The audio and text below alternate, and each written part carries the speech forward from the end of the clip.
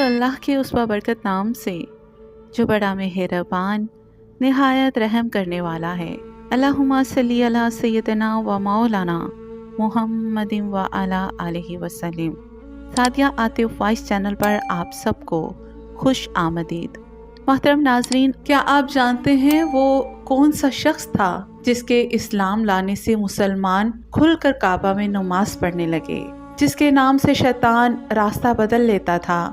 آج ہم سنیں گے حضرت عمر فاروق رضی اللہ تعالی عنہ کی وہ زندگی جو کفر کی تاریکیوں سے نکل کر اسلام کا روشن ستون بن گئی۔ جب صحرا کی تپتی ریت ہواؤں کے ساتھ سرگوشی کرتی ہے تو ایک چیز واضح بتاتی ہے کہ حضرت عمر فاروق رضی اللہ تعالی عنہ شجاعت، اطاعت اور قناعت کے بے مثال پیکر ہیں۔ تیر اندازی، پہلوانی اور خطابت میں آپ نے مہارت حاصل کی۔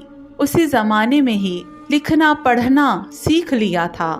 رواج زمانہ کے مطابق تعلیم کے بعد فکر معاش کی طرف متوجہ ہوئے اور عرب کے اہم مشغلہ تجارت کو اپنے روزگار کا سامان بنایا۔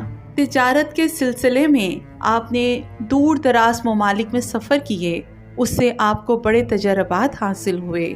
خودداری، بلند حوصلہ، معاملہ فہمی اور دور اندیش نگاہیں اس کا نتیجہ تھا۔ فضائل کے درمیان معمولی رنجشوں کو اپنے غیر معمولی فہم و تدبیر سے بہت جلدی حل فرما لیا کرتے تھے۔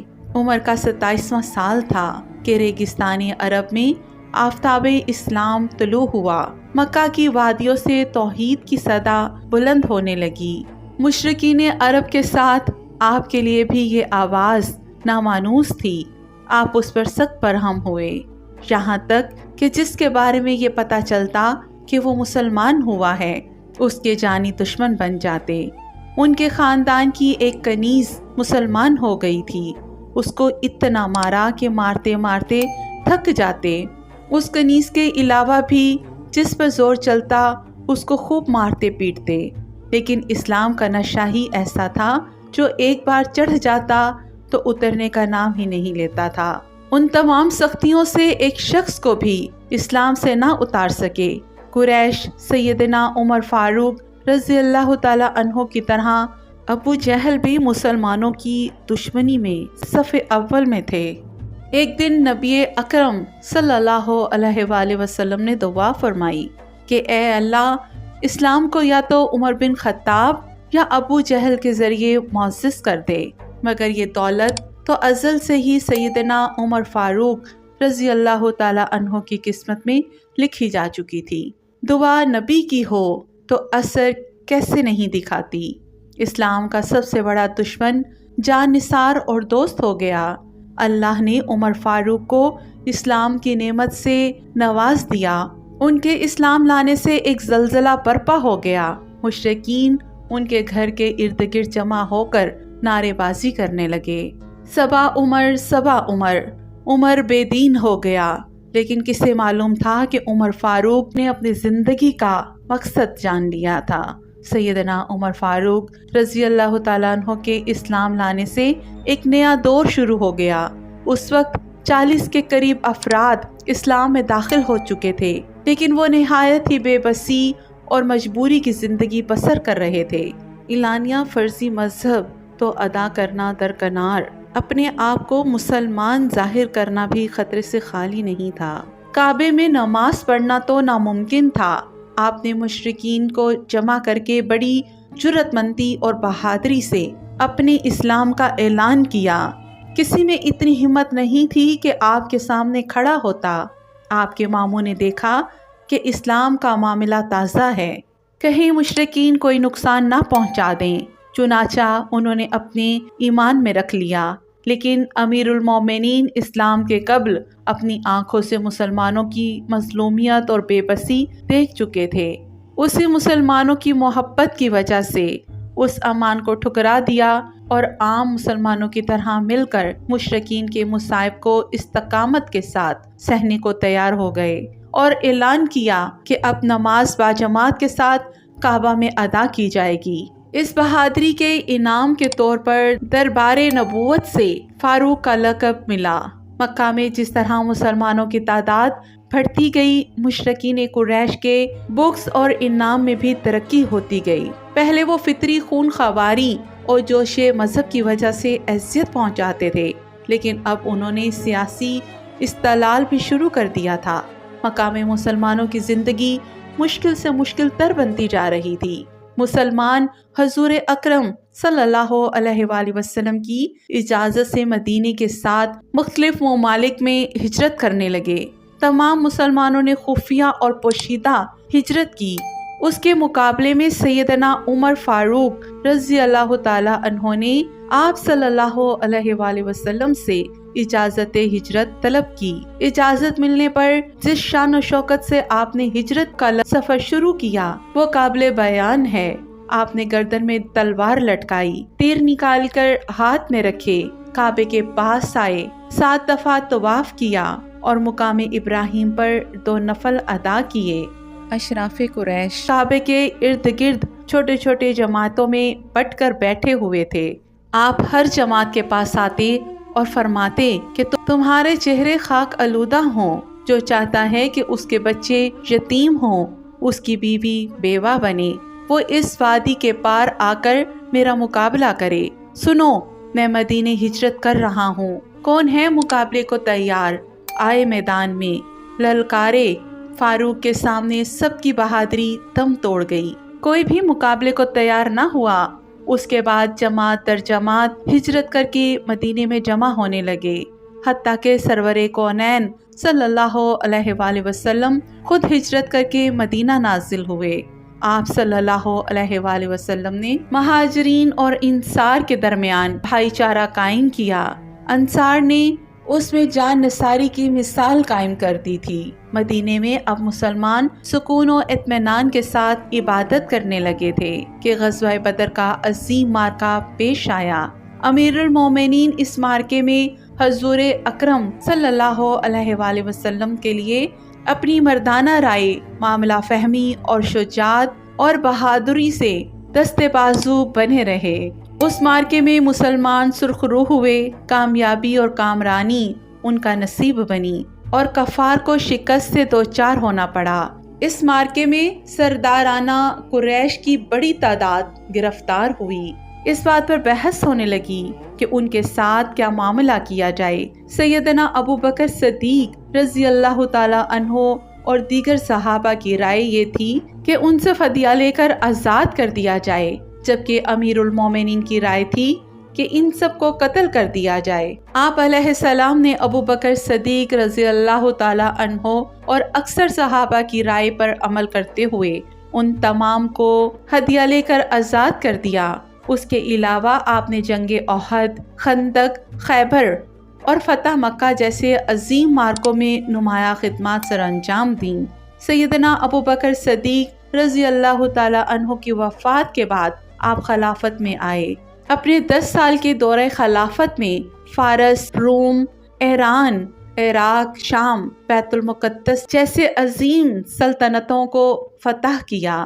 وقت کے فرعونوں کی حکومت کے تختے الٹا دیے، پوری دنیا میں اسلام کا ڈنگا بجا دیا۔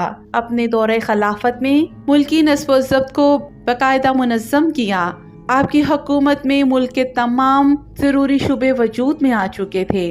آپ نے مملکت کو صوبوں اور ضلعوں میں تقسیم کیا، ہر صوبے میں بڑے عہدیدار مقرر کیے، جن میں حاکم صوبہ، قاضی، فوجی محکمہ، منشی، کلرک وغیرہ شامل تھے۔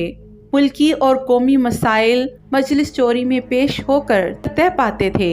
آپ اپنے دور خلافت میں حکام اور حکومی ملازمین کی کڑی نگرانی کرتے تھے۔ اکثر ضرورت پڑتی تو عدالت کے کٹہرے میں لا کر کھڑا کر دیتے تھے۔ آپ نے قابل زراعت زمین کے لیے نہریں کھدوائیں، زراعت کے شعبے کو فروغ دیا، جوش و اخراج کے احکام جاری فرمائے، جیل خانے، بیت المال جیسے عام شعبے ترتیب دیے، تعمیرات کو سرکاری طور پر ترقی دلوائی۔ آپ نے نئی آبادیاں قائم کی، جس میں بصرہ، کوفہ اور دیگر شہر شامل ہیں۔ اشاعت اسلام کے لیے آپ کی خدمات قابل قدر ہیں۔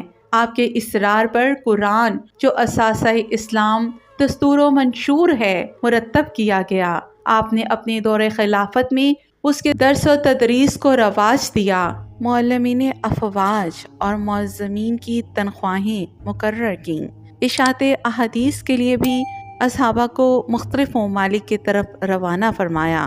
آپ نقل احادیث میں بڑی احتیاط فرماتے تھے، تمام ممالک میں فقیہ اکرام کو مقرر کیا، مختلف طبی مسائل میں صحابہ سے مشورہ کر کے ایک رائے تیار کرواتے تھے، مسجد نبوی کو وسعت دی، نئی مساجد تعمیر کروائیں، ان کی ضروریات کا بندوبست کروایا، حرم کی توسیع کی۔ آپ کے دور خلافت کا نمایاں وصف عدل و انصاف تھا، شاہ و گدا، امیر و غریب، عزیز و بیگانہ سب کے لیے ایک ہی قانون تھا۔ عدل فاروقی کا دائرہ صرف مسلمانوں تک محدود نہیں تھا، بلکہ ان کا دیوان عدل مسلمان، یہودی اور عیسائی سب کے لیے یکساں تھا، ایک فطرتاً ذہین اور صائب الرائے تھی۔ آپ کی رائے کے مطابق کم و بیش 20 آیتوں کا نزول ہوا، جنہیں موافات عمر کے نام سے یاد کیا جاتا ہے۔ اسیرانہ بدر، اذان، حرمت شراب، مقام ابراہیم کو مسلح بنانا اور ازواج محترات کے پردے سے متعلق آراء مشہور ہیں۔ قربت نبی علیہ السلام کی وجہ سے آپ کو احکام میں بہت مہارت تھی، اس کے باوجود بھی کسی مسئلے میں الجھن محسوس ہوتی، بلا پسو پیش صحابہ سے دریافت فرما لیتے۔ قرآن مجید کی تلاوت کرتے وقت مجاہدانہ طور پر غور فرماتے تھے، اس کی بدولت قرآن مجید سے دلائل دینے میں بڑی مہارت تھی۔ آپ کے اخلاق و عادات دین محمدی کی عملی تصویر تھے۔ آپ کے آئینہ اخلاق میں خلوص، دنیا کی لذتوں سے اجتناب، حفظ اللسان، حق پرستی، راستہ گوئی، تواضع اور سادگی کا عکس نمایاں نظر آتا تھا۔ جنت کا پروانہ ملنے کے باوجود آپ کا خوف خداوندی اور خشیت الہی قابل دید تھی۔ رات بھر عبادت، ذکر و اذکار میں مشغول رہتے، نماز میں عموماً ان آیات کی تلاوت فرماتے جن میں خدا کی عظمت و جلال کا بیان ہو۔ ان آیات کی وجہ سے آپ اس قدر روتے کہ ہچکی بن جاتی۔ سیدنا عمر فاروق رضی اللہ تعالی عنہ کے دل میں حب رسول صلی اللہ علیہ وآلہ وسلم اور اتباع سنت رچی بسی ہوئی تھی۔ آپ جمال نبوت کے سچے شدائی تھے، اس راہ میں جان و مال، آل و اولاد، عزیز و اقارب کی قربانی سے پیچھے نہیں ہٹتے تھے۔ جو دو کائنات کا بیکر تھے، دنیا کی طلب، حب جاؤ مال سے نفرت فرماتے تھے۔ آپ کی زندگی نہایت سادہ تھی، کھانے میں بغیر چھنے ہوئے آٹے کی معمولی روٹی اور روغن زیتون ہوتا تھا۔ خلافت ملنے کے بعد نہایت محتاط ہو گئے تھے، فکر و فاقہ، تنگ دستی سے زندگی بسر کر لیتے تھے۔ نہایت ہی متواضع شخصیت کے مالک تھے۔ خاکساری کا یہ عالم تھا کہ کندھوں پر مشکیزہ رکھ کر بیوہ عورتوں کے لیے پانی بھر لاتے تھے، بازار سے ان کو سودا وغیرہ لا کر دیتے تھے۔ آپ کی زندگی رحم دلی سے بھرپور تھی، البتہ دینی معاملات میں سختی تھی۔ آپ اپنے بچوں اور ازواج سے نہایت ہی محبت کرتے تھے۔ فیروز نامی پارسی غلام نے آپ سے اپنے آقا کے بھاری موصول کی شکایت کی۔ شکایت بے جان تھی، اسی لیے آپ نے توجہ نہ کی، اس پر وہ آگ بگولا ہوئے۔ صبح کی نماز میں خنجر لے کر اچانک حملہ کر دیا اور مسلسل 6 وار کیے۔ زخم ایسا کاری تھا کہ آپ اس سے جان بر نہ ہو سکے۔ آخری وقت میں اہم وصیت کی۔ 3 دن اس کشمکش میں رہ کر محرم کی پہلی تاریخ ہفتے کے دن 24 ہجری کو اسلام کا عظیم چراغ بجھ گیا اور اپنے محبوب آقا کے پہلو میں ہمیشہ کے لیے میٹھی نیند سو گیا۔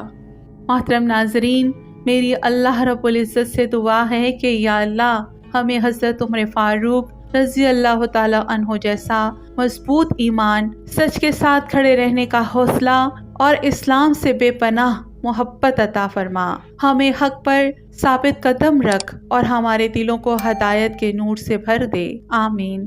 محترم ناظرین، اگر یہ بیان آپ کے دل کو چھو جائے تو ویڈیو کو لائک کریں، اپنوں کے ساتھ شیئر کریں اور ساتھیہ عاطف وائس چینل کو سبسکرائب ضرور کریں تاکہ ایسی ہی ایمان تازہ کر دینے والی کہانیاں آپ تک پہنچتی رہیں۔ جزاک اللہ۔